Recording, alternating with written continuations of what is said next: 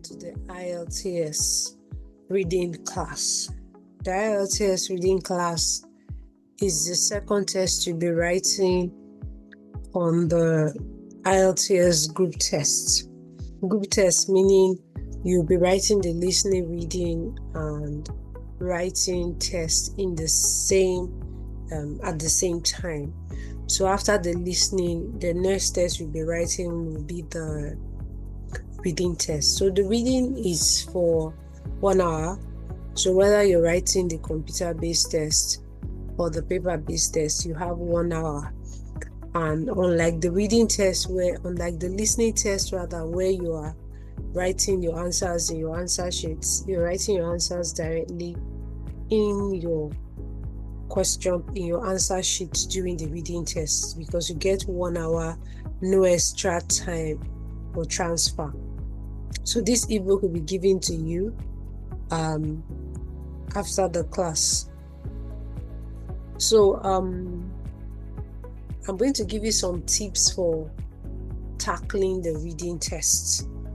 So the reading test has 40 questions broken into 3 sections, and you will get 3 long paragraphs for the 3 sections. A particular passage can range from 350 words to 1,000. Okay, so you need, and 1 hour is not enough for you to read all 3 passages and then answer the question. So you need a set of rules and guidance to help you manage your time and maximize, the time given to you. So these are tips that will help you guarantee getting your desired score. The first on the list, which is most important, is for you to read, understand, and follow instructions. The reading test is marked by a computer, meaning that there'll be no rooms for human sentiment and all that. So you need to read, understand, and follow the instructions. So if the instruction has said write alphabets as the answer, don't write words. If the instruction has said write Roman figures as the answer, that is what you should do.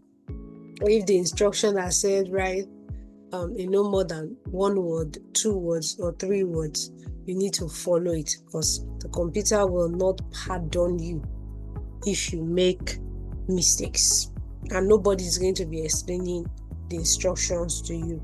Each of the section in the reading test will have their own set of instructions which you have to follow. Now, I mentioned before that the test has 3 sections with 3 different passages between 350 and 1,000 words. So you don't have enough time to read everything. Okay, you run out of time. So what you need to do is to learn to skim and scan. Now, skimming may not be necessary because the passages come with titles, and the titles will tell you what the passages are about. So the next thing is for you to read the instructions and scan the passage to find the answer. So they will use synonyms and rephrases and paraphrases. So do not expect a word for word kind of thing. So when you have read the instructions, which tells you how you're writing your answer, the next thing is to read the question. Now you need to look for keywords in the question, because they may have changed other words. So you find the keyword, maybe specific name of a place, a person, or a thing. Those are keywords that may not likely be changed, so you can go search for them. Most of the answers in the passages are serial, so you don't have to go up and down. You can just check step by step. So that is for learn to skim and scan. Now the next tip is write your answers in capital letters.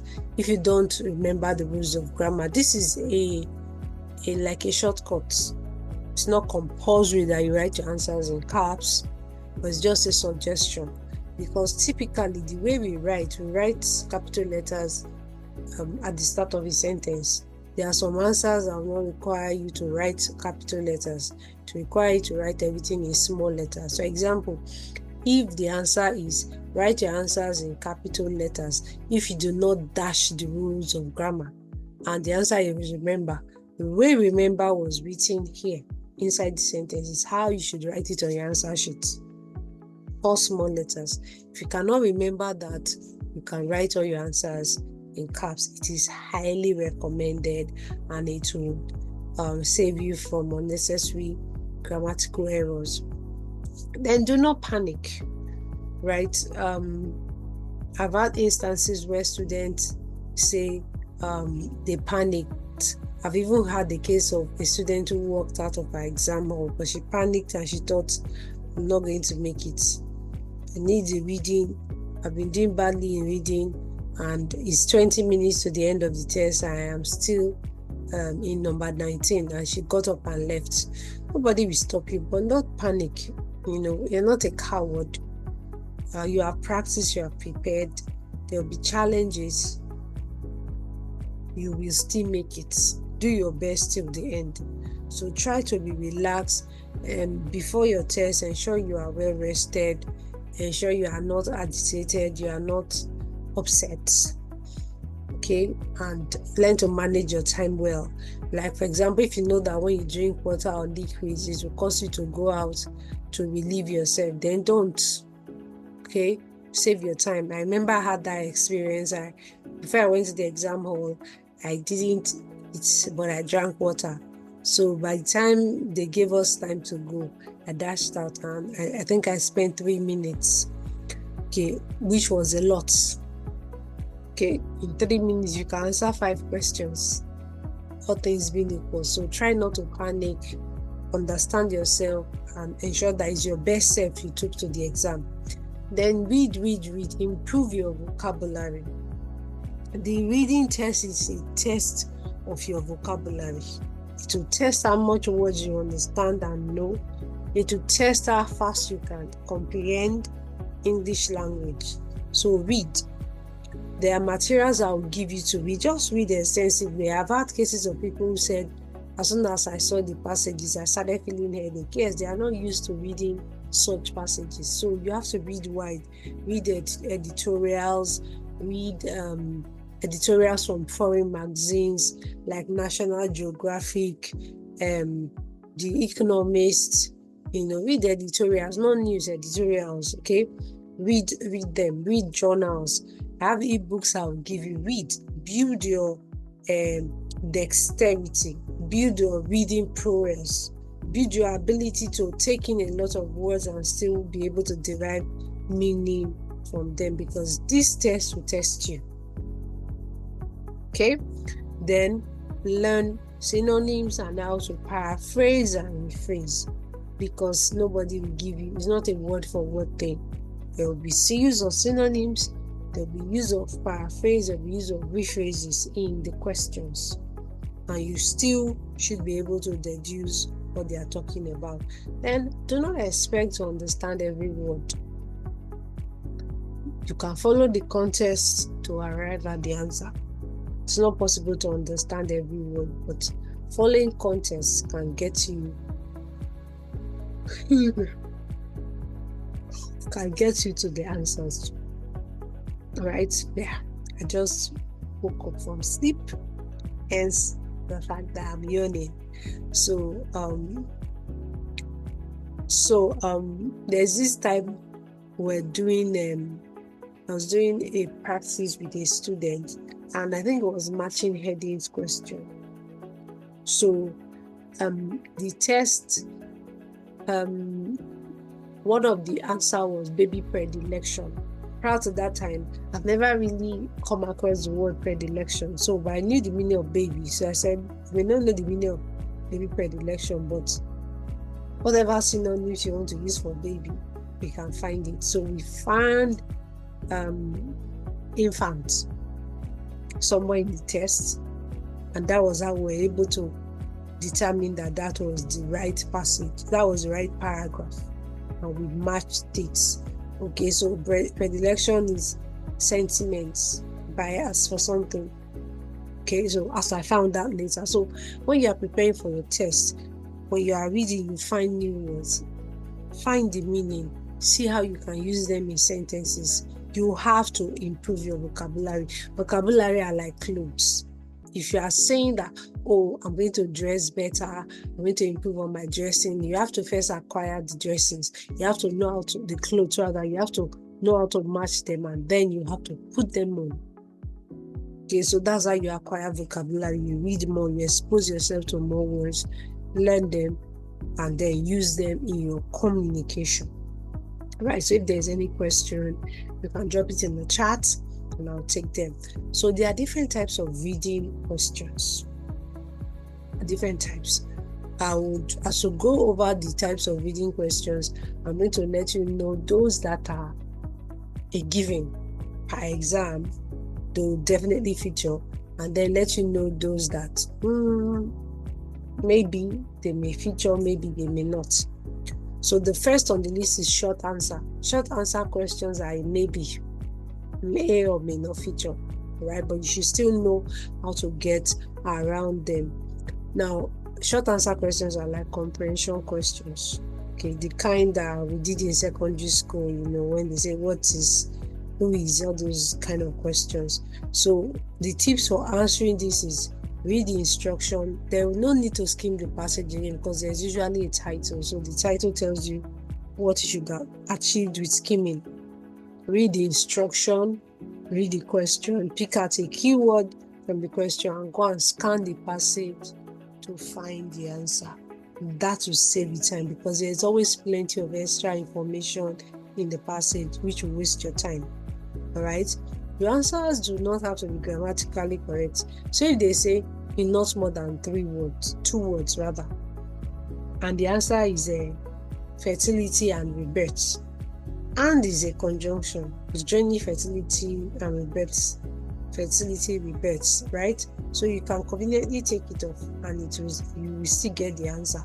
So if you write fertility and rebirth, computer is going to mark you wrong because that's 3 words and the instruction was 2 words. So for short answer, your answer does not have to be grammatically correct. Okay, look out for synonyms and rephrases because you are going to use that a lot here, and the answers appear serially in the passage. So no up and down. You can actually save a lot of time by just following the sequence. So here is a sample of a practice question for short answer, and I have another PDF that I will also send to you for short answer questions. Please do the practice and mark. Okay, you can't cheat. The answers are there. All right, to get used to the question, short answer questions and how they are set. And if you have any questions, and drop it in the comments and I'll take them. The next one is multiple choice questions. Now there is no Ielts exam you're going to write that has no multiple choice questions. It's a given. You have to prepare for it. Now for multiple choice questions, it may appear in 3 different ways. So they may ask you to choose one option out of 4, give you a question, give you 4 options, and then you pick one. Or they may ask you to choose, give you a question, give you 5 options and ask you to pick 2. Or give you 6 and ask you to pick 3. The instruction will tell you what to do. So read it. Okay? So you may be completing a sentence or filling in a gap or answering a question. Okay? So what are the tips? You must be able to separate main ideas from explanation. Okay? The answers will be similar, so you need to pay attention to the question. An example is when they give you all the means of transportation and they say which is the quickest means of transportation. If you miss the word quick, you are going to struggle finding the answer, right? So plenty similar answers that you have to pay attention to be able to pick the real answer. So in some cases there will be plenty of almost answers. Some part of the answer may be correct and then the end wrong. So read thoroughly and read fast. So you still need to skim the passage. Like I said, that's not necessary. The title will do that for you. Read the questions before scanning to find the answers. Answers appear serially. Synonyms and rephrases will be used. So it's a reading test, not a test of your knowledge. So the answers are correct according to the passage. If the passage says human beings fly, then that is what it is. Okay? Don't let your superior knowledge make you miss an answer. Then there's a practice here which I recommend. It will teach you a lot. All the tricks about how they set multiple choice questions are in this exercise. Do it and mark. All right. If you have any questions, you can let me know. Now, finally, the last type of question is true or false, not given. Okay. Now, a true sentence. So, what you are judging true, false, or not given is the question. You're judging the question true, false, or not given. Okay, so if the passage is saying what the question, if the question is saying what the passage has said, then it's true. If the passage is contradicting what the passage has said, if the question is contradicting what the passage has said, then it's false. If the passage did not mention what the question is saying, then it is not given. So, what's a contradiction? The passage says all, the question says a few. That's a contradiction. The passage says the reason he didn't like the food is because it was cold. The question says the reason he didn't like the food is because it was too spicy. That's a contradiction, saying what the passage did not say. All right, but not giving means they did not mention it at all. So people usually struggle between false and not giving. Not giving, even if it's implied, like for not giving, if he didn't mention why he did not like the food, even though it was implied that the food was somehow, as long as it did not give the reason, then it is not given. It wasn't mentioned. Okay. So not giving questions are I must see. There's no Ielts exam you write that will not have true or false not given. Sometimes it can appear more than once. It can appear in part 1 and it can appear in part 3. That's how serious it is. So it requires detailed reading. Sometimes skimming doesn't work. Okay, scanning the passage to find the answer doesn't work because you need to get the background story. So think of facts in the passage, not the details. What exactly did they say? Watch out for words like all, some, never, only, assume, and how they are used in the passage, especially for false questions. Okay?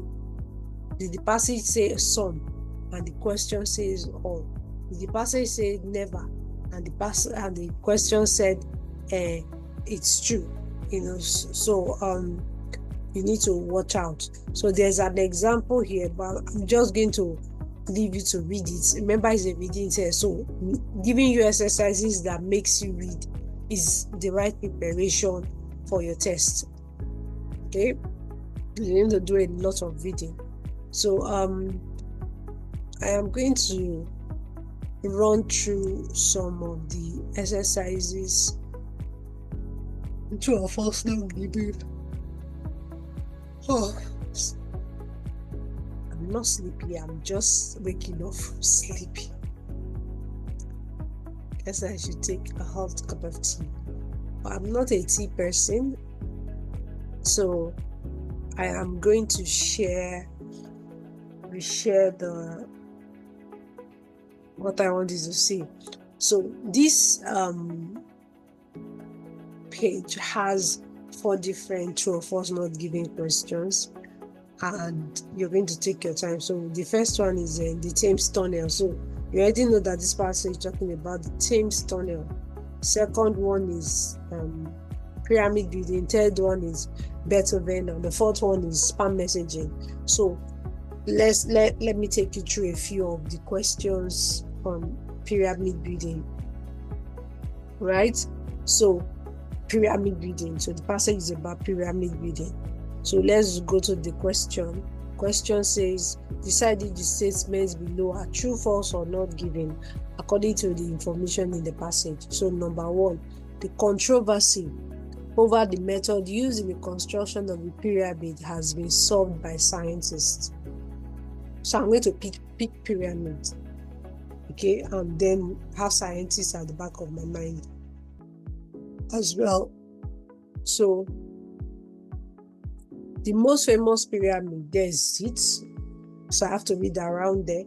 Is the Great Pyramid of Giza, which is actually only one of over 100 surviving pyramids. There's a long-standing question, long-standing is controversy about how the pyramids were built, given the lack of technology over 4,000 years ago, but scientists are piecing together the puzzle. So he said there's a controversy about how the pyramids were constructed, but scientists are trying to unravel it. They are piecing together. So piecing together is a continuous thing, meaning they are still doing it. They have not done it, right? But the question says the controversy over the method used in the construction of pyramid has been. So this one is saying it has been done, while the other one, the passage is saying they are still doing it. So that makes it false. Okay? Passage is saying they are doing it. Question is saying they've done it. So this answer is false. It is not true that they have done it. They are still doing it. Okay? False. So it is possible that ancient Egyptians could have lubricated parts to aid transportation by sledge. So we're going to pick sledge or ancient Egyptians. So you just continue right from where you found the previous answer and just follow the trail. Okay, the blocks which made up the pyramids, transported to the pyramid construction,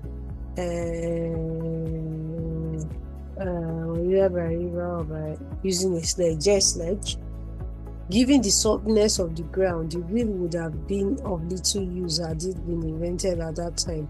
It is believed that the sand in front of the sledge was wet with water in order to facilitate the movement of the sledge and reduce friction. So when you lubricate something, you either add water, oil to make it softer. So it said, the question said lubricate, but the passage said the sand in front of the sledge was wet with water to facilitate movement, to lubricate it so that it can move. So the question again says it is possible that ancient Egyptians could have lubricated. Yes, the passage said they did, so that makes that question true. You can see the rephrase, you can see the use of synonyms. This is not a word for word thing. All right, hence your understanding of English language is the raw material you need for the reading test. Sledges were dragged by animals, not humans. Sledges were dragged by animals, not humans. So we'll just take off from where we found the last one. These sledges were pulled manually or sometimes by using beasts of burden. So to do things manually means human effort. And beast of burden is animals, right?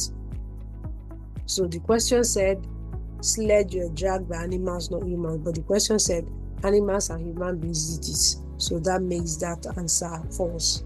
So number 1 is false, number 2 is true, number 3 is also false.